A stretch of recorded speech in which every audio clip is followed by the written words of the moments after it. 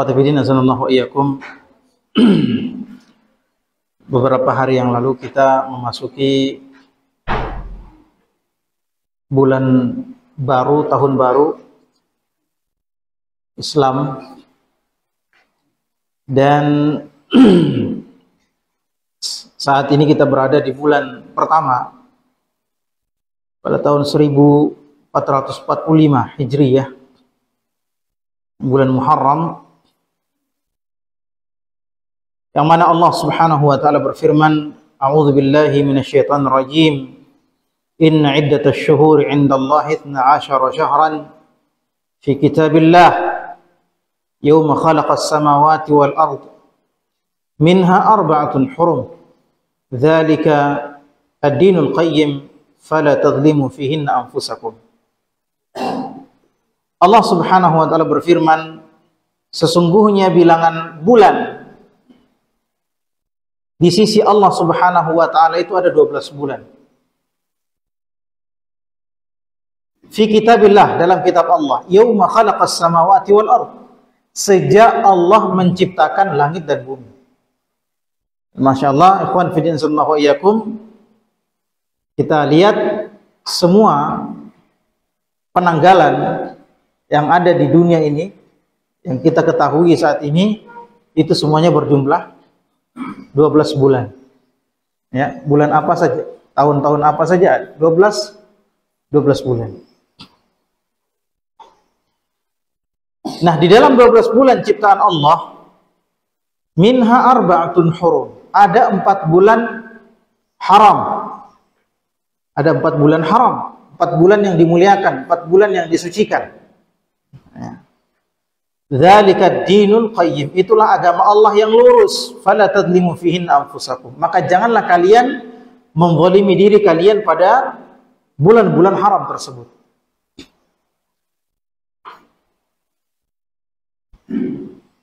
Allah Subhanahu wa taala berfirman, yas'alunaka 'anil syahril haram qitalin fihi qul qitalun fihi kabir. Di antara bentuk keharaman atau bentuk kesucian bulan-bulan haram, ya, adalah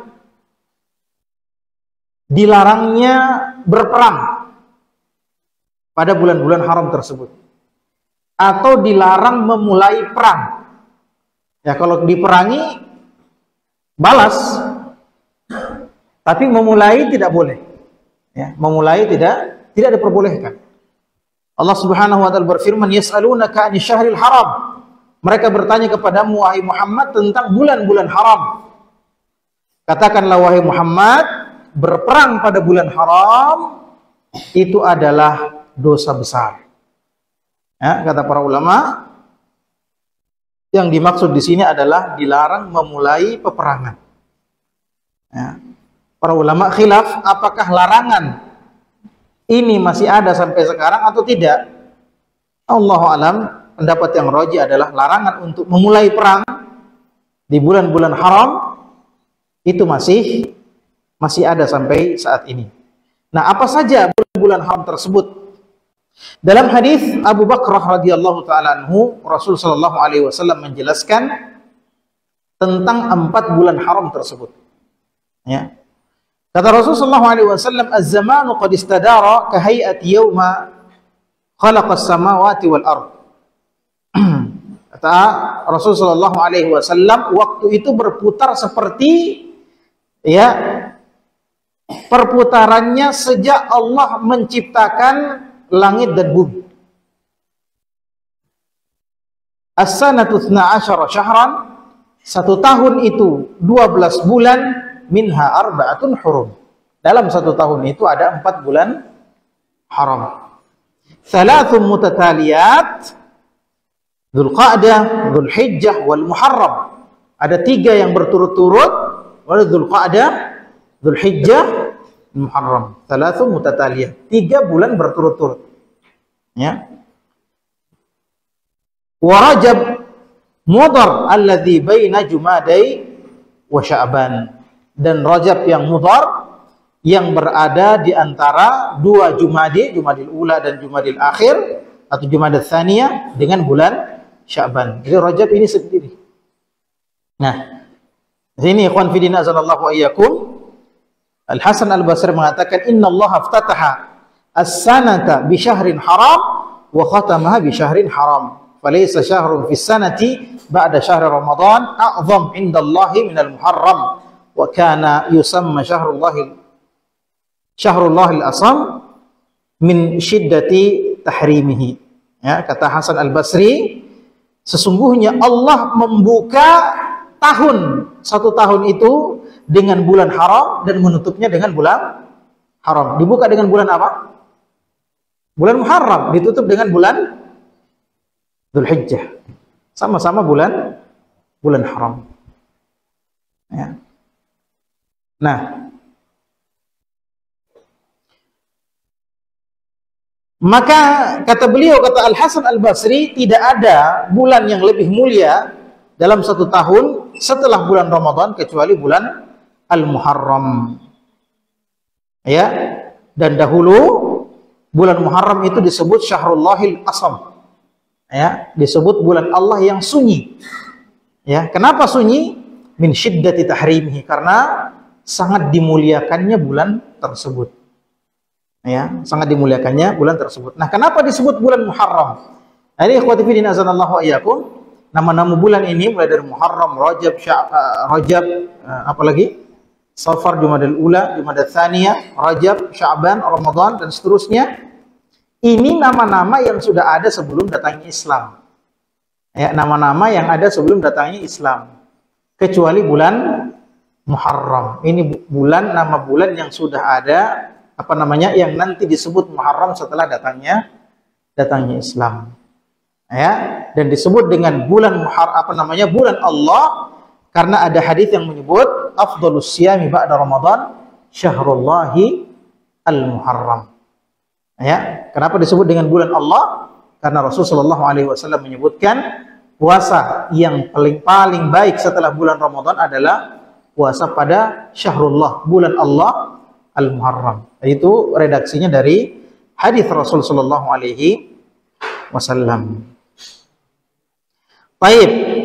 Nah, sekarang kalau begitu seperti yang sudah kita bahas tadi, maka kita dapat mengambil kesimpulan yang pertama bahwa bulan Muharram ini adalah bulan yang sangat dimuliakan oleh Allah, sampai-sampai Rasulullah menyebutnya dengan kata atau dengan nama bulan Allah. Ya, dengan nama bulan Allah. Nah, pertanyaannya, apa saja amalan-amalan yang terbaik di bulan Muharram? Nah, sebenarnya di sana tidak ada dalil khusus yang menyebutkan tentang amalan khusus kecuali puasa. Ya, tidak ada yang menyebutkan amalan khusus kecuali puasa Muharram. Sebagaimana yang sudah kita sebutkan tadi, dalilnya afdhalus siyami ba'da Ramadan syahrullahil Muharram. Nah, inilah dalil khusus yang menyebutkan ibadah khusus pada bulan Muharram. Dan seperti yang kita sebutkan pada waktu-waktu yang lalu, kalau ditanya apa ibadah yang paling utama dalam satu waktu yang diutamakan, maka jawabannya adalah ya, yang disebutkan secara khusus dalam nas tentang waktu itu. Contohnya apa? Bulan Ramadan. Apa ibadah yang paling utama pada bulan Ramadan? Ya, puasa. Ya, karena ada nas khusus tentang puasa pada bulan itu. Demikian pula pada malam hari, ya, yang paling utama ibadahnya adalah tarawih. Karena ada nas khusus, ada redaksi khusus dari syariat kita yang menyebutkan tentang persoalan tersebut. Ya, tetapi karena kemuliaan tempat atau waktu itu, maka semua amal soleh juga menjadi mulia. Ya, pada waktu tersebut. Sama dengan kalau kita bicara tentang 10 Dzulhijjah. Pertanyaannya, karena 10 Dzulhijjah disebutkan Rasulullah SAW, ya, tidak ada amalan yang lebih disukai oleh Allah kecuali amalan pada bulan Dzulhijjah. Maka kalau ditanya amalan apa yang paling utama pada 10 Dzulhijjah, maka jawabannya adalah amalan-amalan yang disebutkan khusus nasnya, ya, dan dikaitkan dengan bulan tersebut. Ya, seperti apa? Berkurban, ya, wukuf di Arafah, puasa pada hari Arafah dan sebagainya. Akan tetapi karena kemuliaan bulan itu, 10 awal itu, maka semua amalan soleh menjadi dilipat gandakan atau menjadi diutamakan pada waktu tersebut. Nah, sama juga dengan ini, kalau ditanya apa amalan yang paling utama pada bulan Muharram, ya, maka jawabannya adalah puasa-puasa sunnah. Ya, oleh karenanya Rasulullah SAW memperbanyak puasa pada bulan Muharram, terutama pada tanggal 10. Ya, pada tanggal 10 yang dikenal dengan puasa Asyura. Jadi sebenarnya puasa Asyura ini sejarahnya Rasulullah SAW puasa Asyura itu di Mekah. Ya, mulai dari Mekah karena orang-orang Mekah itu terbiasa puasa Asyura. Ya, wallahu alam, kalau tidak salah itu adalah tradisinya Nabi Ibrahim. Ya, maka Rasulullah juga ikut puasa Asyura. Ketika Rasulullah SAW pindah ke kota Madinah, maka Rasulullah mewajibkan puasa Asyura tersebut. Asyura itu artinya dari kata asyarah, ya, 10 Muharram diwajibkan. Sampai turun ayat mewajibkan puasa Ramadan. Ya, sampai turun ayat pada tahun kedua Hijriah yang mewajibkan puasa Ramadan. Maka puasa Muharram menjadi tidak wajib. Ya, kalau kata Rasulullah SAW, kalau mau puasa silakan puasa pada tanggal 10 itu. Kalau tidak mau ya silakan tinggalkan. Maka puasa Ramadan yang diwajibkan ketika itu. Sampai pada beberapa waktu kemudian Rasulullah SAW mendapati orang-orang Yahudi. Mendapati orang-orang Yahudi itu berpuasa Asyura tanggal 10. Ya, Rasulullah tanya, kenapa kalian berpuasa pada tanggal 10? Maka orang-orang Yahudi mengatakan, ya, sesungguhnya tanggal 10 Muharram itu atau hari Asyura, ya, hari di mana Allah menyelamatkan Nabi Musa dan Banu Israel, karena Yahudi ini Banu Israel. Ya, maka mereka pun berpuasa. Kata Rasulullah SAW, kami kaum muslimin lebih berhak terhadap Musa daripada kalian. Maka Rasulullah kembali memerintahkan apa? Puasa Asyura. Tadi kan dibilang kalau mau puasa silakan, tidak juga ya silakan. Tapi karena kejadian ini, maka Rasulullah SAW memerintahkan kembali puasa Asyura, tetapi dalam bentuk sunnah, tidak lagi diwajibkan seperti yang dulu. Ya. Kemudian para sahabat bertanya sama Rasulullah, ya, para sahabat bertanya sama Rasulullah, ya Rasulullah, bukankah ini bentuk memirip-miripi orang Yahudi ketika puasa pada tanggal 10 saja? Maka kata Rasulullah SAW, kalau saya hidup, maka tahun depan, ya, saya akan puasa Tasu'ah, puasa tanggal 9. Ya, untuk apa? Untuk menyelisihi orang Yahudi. Akan tetapi sebelum tahun depan itu datang, Rasulullah SAW diwafatkan oleh Allah Subhanahu wa Ta'ala. Maka jadilah, ya, puasa yang paling diutamakan pada bulan Muharram adalah, ya, puasa tanggal 10 dan 9. Disebutkan dulu 10-nya, baru 9-nya. Ini ikhwatu fiddin azanallahu wa iyyakum. Ya, sampai dalam ibadah yang sudah disyariatkan sekalipun tetap dihindari apa? Ya, kemiripan dengan orang-orang Yahudi. Ya.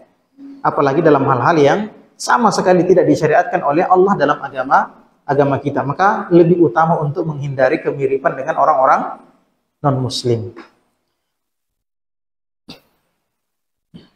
Kemudian ya, Nabi SAW wasu'ila an sawmi yawmi Arafah faqala yukaffiru as-sanata al-madiyah wal baqiyah, qala wasu'ila an sawmi yawmi Ashura faqala yukaffiru as-sanata al-madiyah. Sekarang tanggal berapa?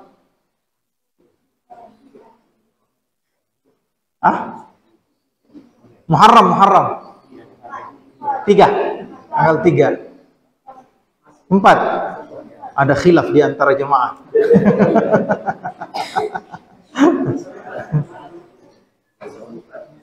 Sudah masuk. Oh iya. Jadi perhitungannya dalam Islam, Maghrib masuk hari pertama. Ya, masuknya hari dalam Islam itu adalah tanggal baru ketika sudah terbenamnya matahari.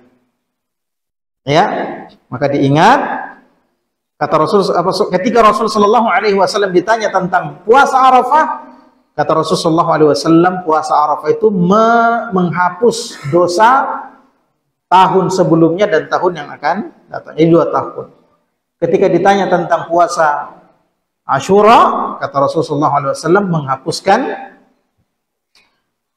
dosa yang telah lalu, setahun yang lalu. Masa tidak mau Pak, 1 hari loh, bayangkan Pak. Apalagi puasa Arafah tuh 1 hari, 2 tahun loh. Masa tidak menggiurkan? Banyaknya itu dosa kita lakukan, ya. 1 hari saja kita puasa, 2 tahun diampuni, ya. Demikian pula dengan puasa Ashura, ya, diampuni dosa setahun sebelumnya, 1 tahun loh. Ya, 1 tahun. Kata para ulama, sebagian menyebutkan bahwa yang dimaksud di sini adalah dosa-dosa kecil. Ya, kenapa? Karena dosa besar itu membutuhkan taubat khusus. Wallahu a'lam bishawab. Ya, sebagian ulama mengatakan semua dosa, karena di sini tidak dibagi. Ya, Rasulullah menyebutkan dosa-dosa pada tahun sebelumnya. Berarti semua dosa. Ya, wallahu a'lam bishawab.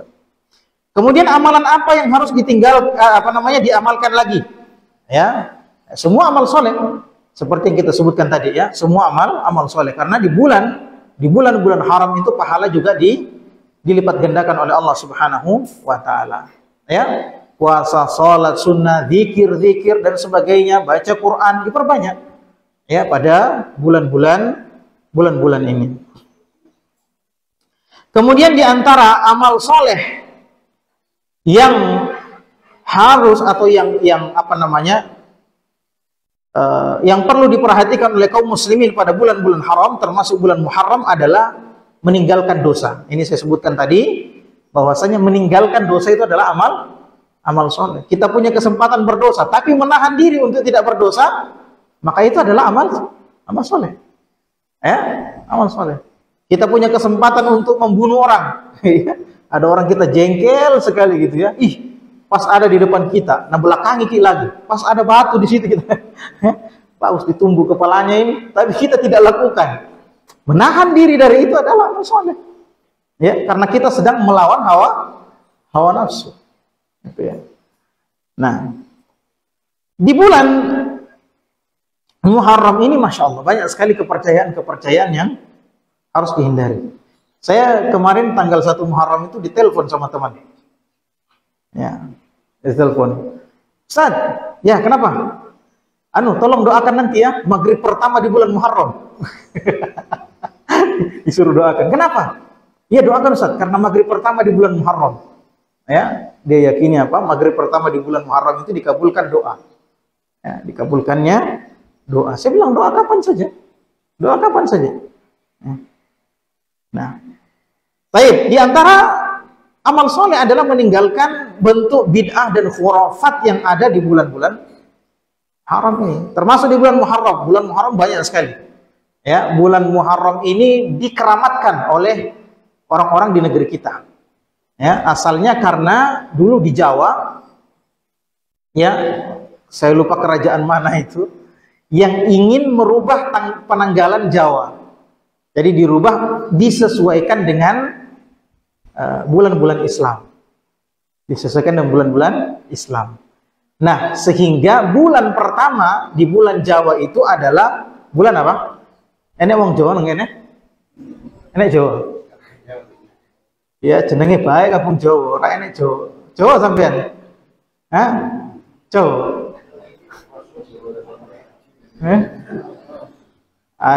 Tiada to Jawa. Sangat nara Jawa, tiada to Jawa namanya. Ya? Iya. Jadi bulan pertama dalam bulan Jawa itu adalah bulan Suro. Itu diambil dari kata Asyura. Ya? Diambil kata. Dan banyak sekali kepercayaan di situ. Ya? Yang kemudian dijadikan ibadah.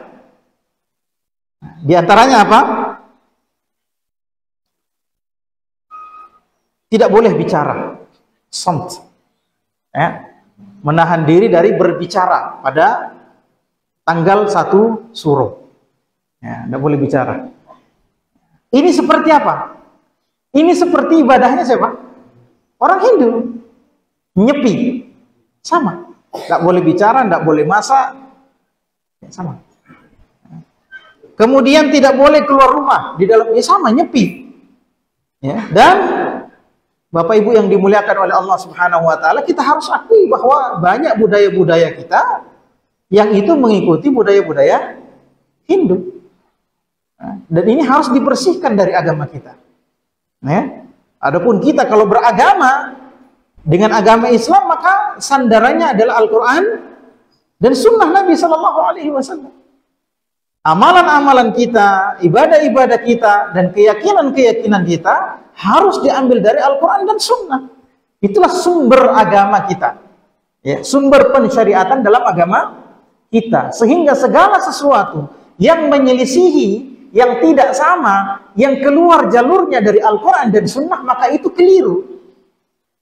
Oleh karenanya ketika kita berbeda, maka Rasulullah SAW, maka Allah Subhanahu Wa Taala memerintahkan kita untuk kembali kepada Al-Quran dan Sunnah Nabi SAW. Fa in tanaza'tum fi syai'in farudduhu ila Allahi wa Rasul. Kalau kalian beriman kepada Allah, kalau kalian berselisih dalam satu persoalan, kembalikan kepada Allah, kembalikan kepada Al-Quran, dan kembalikan kepada Rasul Sallallahu Alaihi Wasallam. Ini hadis-hadis Nabi, sunnah Nabi. Kalau memang benar kalian beriman kepada Allah. Nah, sekarang kalau kita mau berdebat, tidak boleh pakai perasaan. Kita persoalkan amalan ini, ibadah ini, ada dipersoalkan. Jangan pakai orang tua dulu begini, tidak boleh. Kalau ada orang pakai dalil orang tua dulu, maka ini betul kata Allah dalam Al-Quran. Ya, apa kata Allah? Mana Ustaz Syahrul? Wa idza qila lahum ittabi'u ma anzalallah qalu bal nattabi'u ma alfayna alayhi aba'ana walau kana aba'uhum la ya'kuluna syai'an wa la yahtadun. Ya.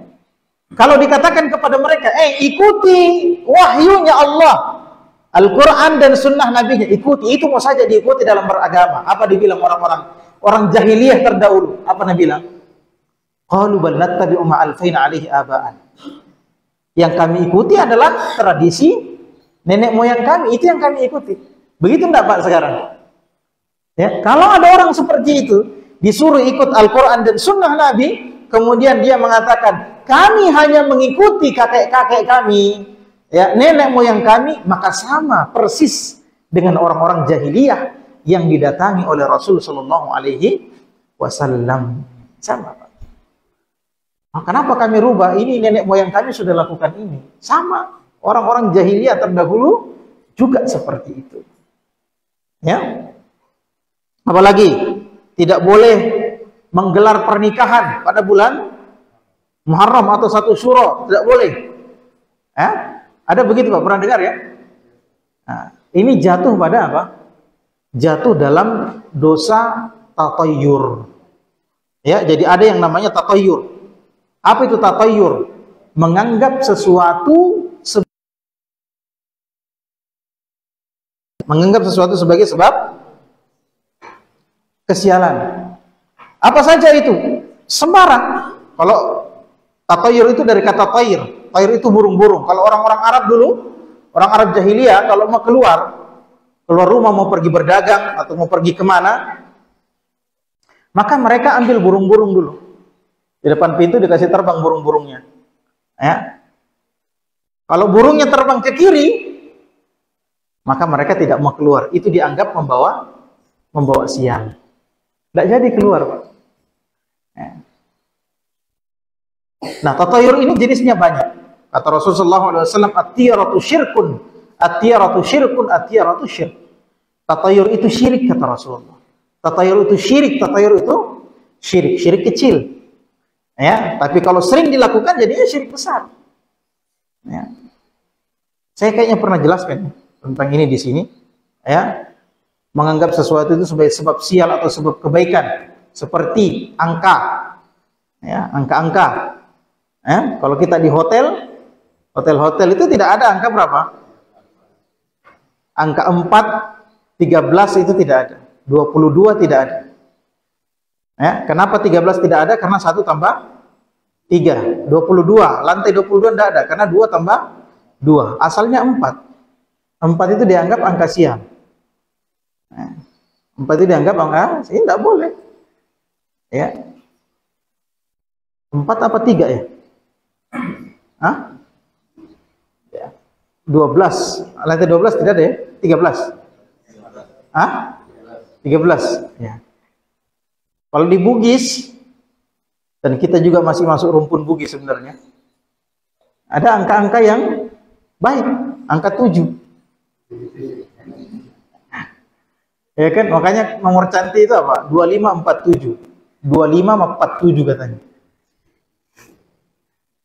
Makanya kios-kios apa itu, kios dange apa semua itu ada semua 7-nya. Kenapa? Karena kepercayaannya seperti itu, dari kepercayaan syirik. Ya, kalau mau menikah, cari tanggal baik, ya, menghindari tanggal jelek. Ya. Dan kebiasaan seperti ini harus dilawan, Pak. Ya, karena ini yang dilakukan oleh Rasulullah SAW. Ya, jadi zaman jahiliyah bulan Syawal itu dianggap sebagai bulan sial. Bulan Syawal dianggap sebagai bulan sial. Maka Rasulullah menikahi kebanyakan istrinya itu pada bulan Syawal untuk mematahkan mitos itu. Ya. Tapi tentu saja banyak ujiannya. Ya. Ada kisah seorang dai di suatu tempat. Dia tinggal di satu kampung yang di kampung itu menganggap hari Sabtu itu adalah hari sial. Ini saya harus ceritakan karena siapa tahu ada nanti yang santri jadi dai mau tes-tes ya. Jadi di kampung itu dianggap hari Sabtu itu sebagai hari sial. Maka tidak boleh keluar rumah, tidak boleh keluar kampung pada hari Sabtu. Maka dai ini ingin mematahkan mitos itu. Dia keluar hari Sabtu. Kecelakaan, tabrakan. Kata orang, nah, aku bilang memang akhirnya kecelakaan. Dia sembuh, keluar lagi hari Sabtu. Tabrakan lagi. Masya Allah. Kalau kita itu, betul nih. Tabrakan. Akhirnya sembuh, keluar lagi hari Sabtu. Keluar untuk ketiga kalinya. Tabrakan lagi. Apa yang terjadi? Dia sembuh, keluar lagi hari Sabtu untuk keempat kalinya. Dan tidak lagi tabrakan. Kelima kalinya keluar lagi. Tidak pernah lagi tabrakan. Akhirnya di kampung itu hilang mitos tentang hari sial.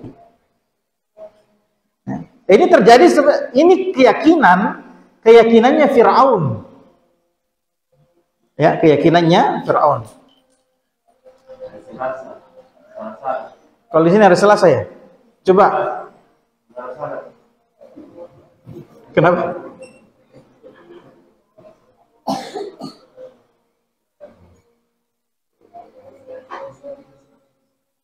Jam berapa masuk Isya ini?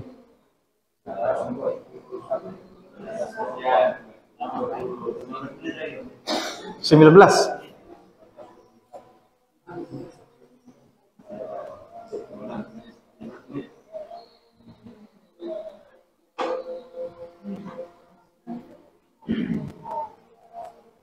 Nah, Allah Subhanahu wa taala menjelaskan, "Fa idza ja'atuhumul hasanatu qalu lana hadhihi wa in tusibhum sayyi'atun yattayyaru bi Musa wa man ma'ahu ala innama ta'iruhum 'indallah walakin aktsarahum la ya'lamun."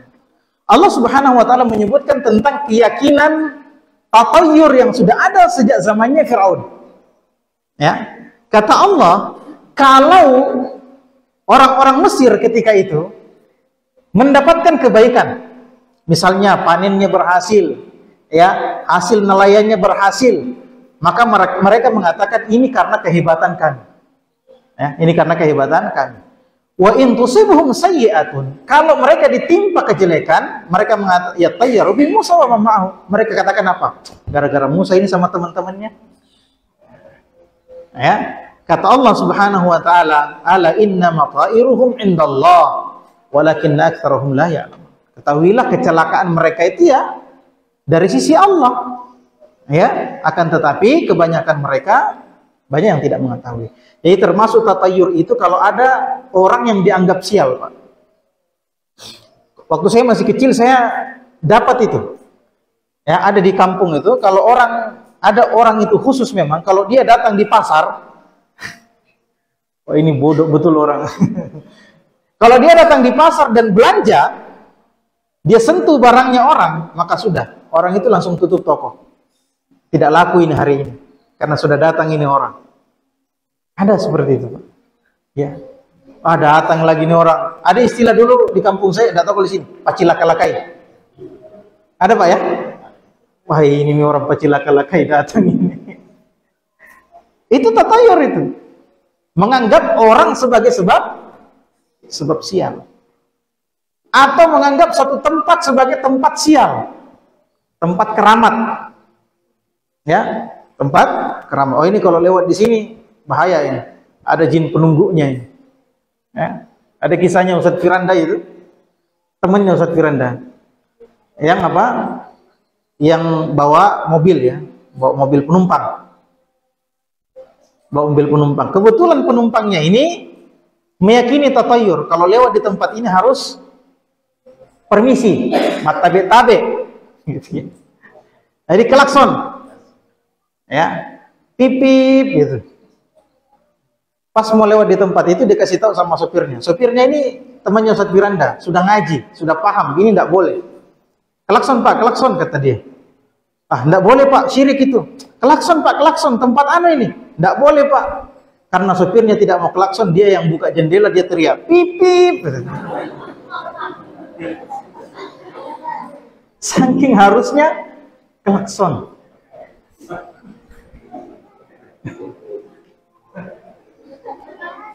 Atau Ustaz Zainal bagaimana kalau jinnya sementara berak di situ? Kaget nanti jin. Ya. Nah, ini semua tidak diperbolehkan dalam agama kita. Tatayur ya, at-tiyaratu syirk, at-tiyaratu syirk, at-tiyaratu syirk. Kemudian apa? Pindah rumah ya, pindah rumah. Nah, ini di Jawa. Pindah rumah pada tanggal 1 Syuro itu dianggap hari yang baik. Kalau di kampung kita apa? Kalau 10 Muharram itu apa? Beli apa itu? Ya, pokoknya bejana-bejana, beli timba, beli wajan yang sampai wajan besar itu kan? Ya, katanya mengeruk berkah. Ya. Nah, ini tidak dibenarkan dalam agama kita. Hadirin sidang jamaah maghrib rahimani rahimakumullah. Perlu diyakini bahwa persoalan-persoalan gaib itu kita tidak tahu. Persoalan gaib itu kan tidak tahu kita. Persoalan pahala, persoalan dosa kita tidak tahu kan? Nanti kita tahu kalau Allah kasih tahu. Ya, nanti kita tahu kalau Allah kasih tahu. Kenapa ini berberkah? Kenapa tempat ini berberkah? Karena Allah bilang itu berkah. Ada di situ. Kalau tidak ada berita dari Allah, tidak ada berita dari Rasulullah, maka kita tidak tahu itu berberkah atau tidak. Ya. Maka keyakinan-keyakinan bahwa akan ada berkah dengan cara seperti ini, ya, pada waktu seperti ini, itu harus berdasarkan keterangan dari Al-Quran dan sunnah-sunnah Nabi Sallallahu Alaihi Wasallam. Kalau tidak seperti itu, maka tidak benar. Ya, tidak benar. Dan ini adalah keyakinan yang sangat banyak, masya Allah, di bulan Muharram ini. Ya. Karena itu tadi dicampur dengan adat kejawen, yang mana banyak mistik-mistiknya memang, ya, banyak mistik-mistiknya, dan banyak sekali keyakinan-keyakinan yang seperti ini. Ya, seperti apa lagi contohnya? Ada istilah posik bola ya, posik bola. Apa itu posik bola? Taruh gantung-gantung pisang ya di ya, kenapa itu? Katanya supaya rumahnya seperti orang yang ada di rumah itu seperti pisang. Apa itu? Kenapa seperti pisang? Ya, pisang itu katanya cepat tumbuhnya, ya, banyak anaknya. Ya, maksudnya apa? Rumah itu akan didatangi berkah seperti tumbuhnya anak pisang. Ya, seperti tumbuhnya. Ini keyakinan yang tidak ada dalam agama kita. Dan ini semua bagian dari akidah, harus disandarkan kepada Al-Quran dan Sunnah. Ada pertanyaan? Tidak ada. Kalau tidak ada, kita cukupkan sampai di sini. Ya, semoga kita bisa mengambil faidah dari penjelasan singkat. Kesimpulannya adalah bulan Muharram ini adalah salah satu di antara 4 bulan haram yang mana di dalamnya dilipat gandakan pahala dan dilipat gandakan dosa. Makanya Allah Subhanahu wa taala berfirman, "Fala tadlimu fihinna anfusakum." Jangan kalian zalimi diri kalian dalam 4 bulan haram itu. Kenapa? Karena dosa dilipat gandakan. Kemudian amalan-amalan yang utama adalah, yang paling utama adalah berpuasa. Rasulullah SAW memperbanyak puasanya pada bulan Muharram. Kemudian terutama puasa pada tanggal 10 dan 9 Muharram, ya. Kemudian memperbanyak amal soleh dan meninggalkan dosa-dosa, karena dosa-dosa pada bulan Muharram itu dilipat gandakan oleh Allah Subhanahu wa taala. Wal iyadu billah. Ya, kita cukupkan sampai di sini. Naktafi bihadzal qadar wa nasallahu an yazidna ilman nafi'an wa naktafi bi du'a kafaratil majlis. Subhanakallahumma bihamdik asyhadu an la ilaha illa anta astaghfiruka wa atubu ilaik. Wa akhiru da'wana alhamdulillahirabbil alamin.